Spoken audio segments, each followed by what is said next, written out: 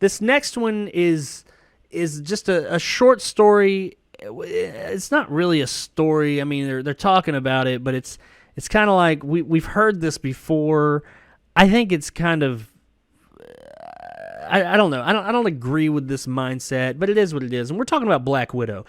Black Widow has been delayed so many fucking times and pushed back and pushed back and pushed back. I'm pretty sure it was supposed to come out almost a year ago now. So it's been done for probably about a year. This movie's just sitting there. And this story is really just about Paul Feig, the guy in charge of... No, not Paul Feig. Is it Paul Feig? Kevin Feige, I'm sorry. Or Kevin Feige. Paul Feig, somebody else. Kevin Feige, the guy in charge of Marvel, refusing to release this movie on Disney Plus, on streaming. He says it is a theatrical movie. You have to see it in theaters. It's going to be released in theaters. It's currently slated to come out May 7th. A lot of people are saying, no, that ain't going to happen. It could come out on May 7th. I mean, there's theaters are open, not a lot of them. Something like over 60% of theaters in the U.S. are closed, and they will probably still be closed come May 7th. So there's theaters, the other 40 or less percent theaters that are open that could put this movie out. It's just not going to make any money in theaters.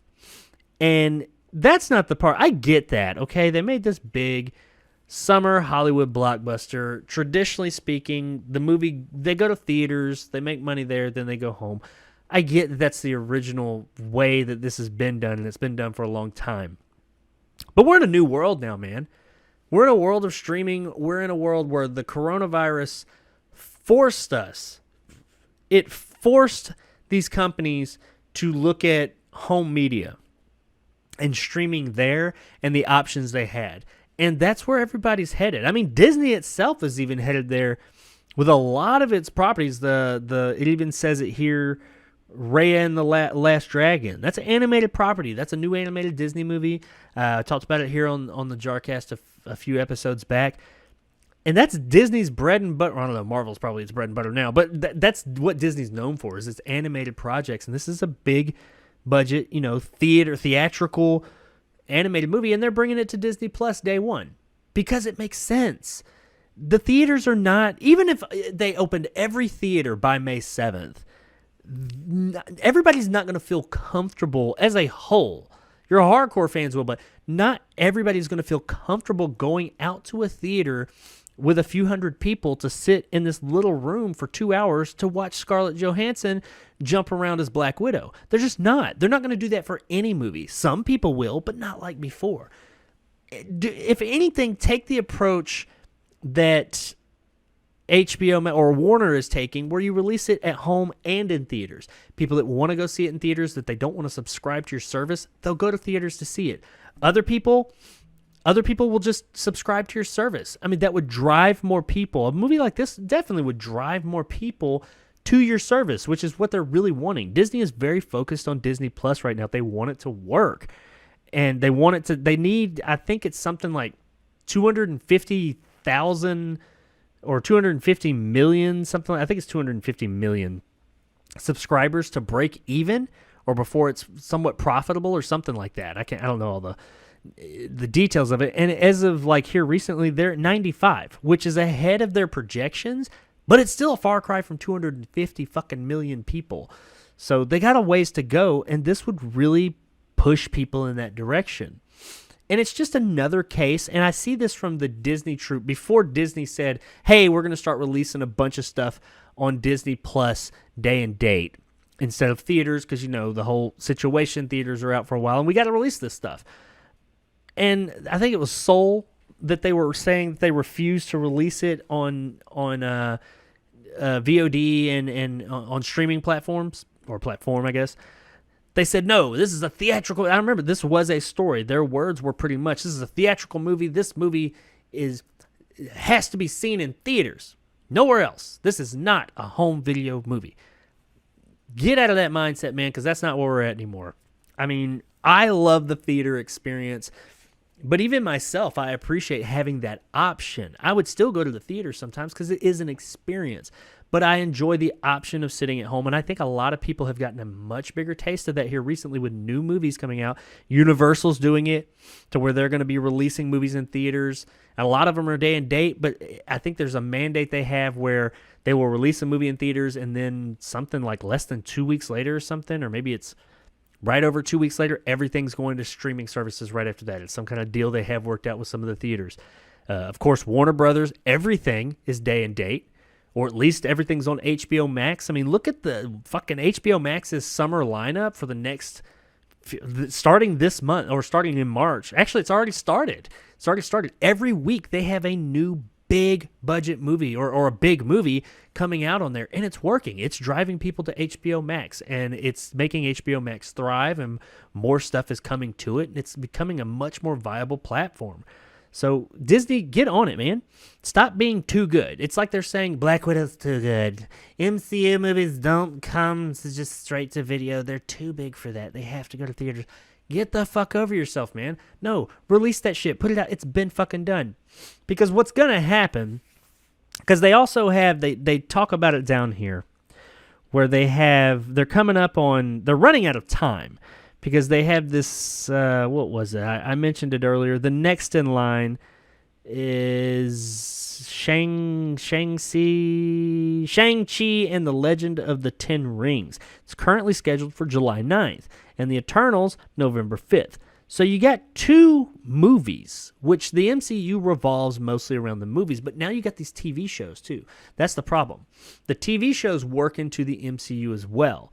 And what's going to happen is some of the stuff, the reveals, the lore, things like that, if this is structured like the previous MCU was, these movies are going to be talking about stuff that they have the shows and the movies set up to where they will come out in an order to where some of this stuff makes sense. They're going to keep pushing stuff back till they push themselves into a corner where they have to release this stuff or things aren't going to make sense within the continuity of their world, their universe that they're creating. Because I'm sure they're like WandaVision, everything that's going on in there. I have not watched it yet. I'm familiar with it. I would rather wait until it's all out and then make my verdict. I know it's very up in the air, hit or miss. As some people like it, some people don't. But it's at least interesting. But that show is definitely going to have some stuff that has to do with the entire MCU. And it's going to affect stuff, or other movies are going to affect it. We're going to run into a problem where one of these shows is supposed to affect the movie or vice versa. And then this effect is going to happen in one of these platforms, and the other one hadn't happened yet. And people are like, what the fuck is that? And it's not going to be as fluid as it was before. So they're going to have to release this stuff.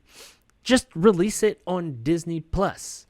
I mean, you got people signing up in droves. This will drive them there even, more.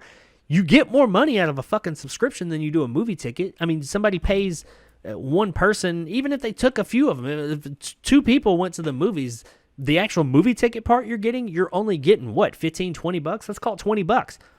And then maybe a little bit more. At home, you're getting, how much is Disney Plus? 15 bucks, something like that? I don't know. You're getting $50 every month from them at that point. So, yeah, and because that's, most people don't end it after that first free month or free weeks or whatever.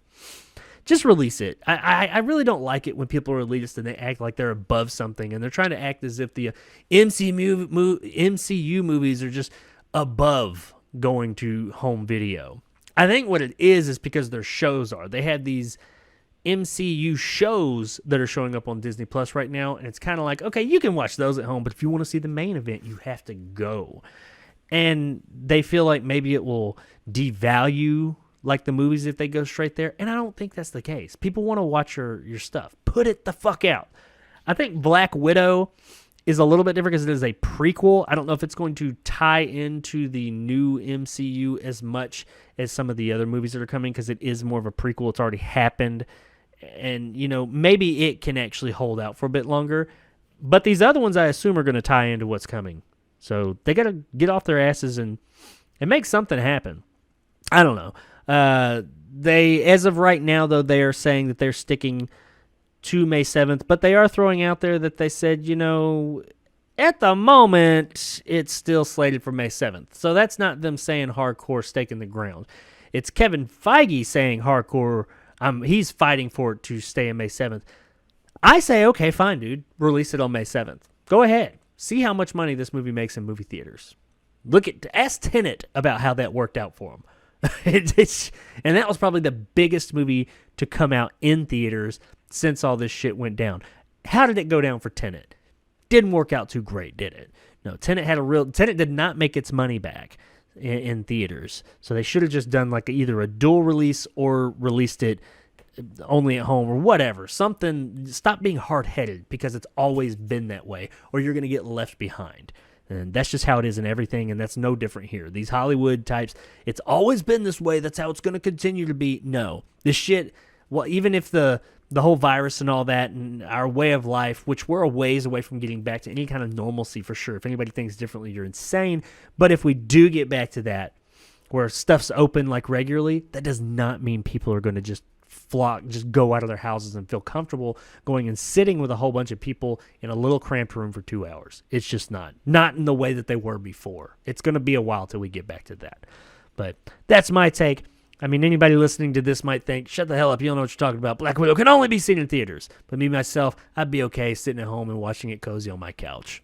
Thanks for checking out this clip from the Jarcast Movie Podcast. If you like this and want more, then check out the Jarcast live stream every Tuesday night at 9 p.m. Central Time on the Jacob Anders Review YouTube channel, where you can also find movie reviews every Monday, Wednesday, Friday, and Sunday. You can also listen to the entire podcast on all major podcasting platforms such as Spotify, Google, and iTunes. So if you prefer audio, whichever one is your preferred, check it out there. Once again, I really appreciate it, and thanks for watching. And as always, stay sexy, YouTube.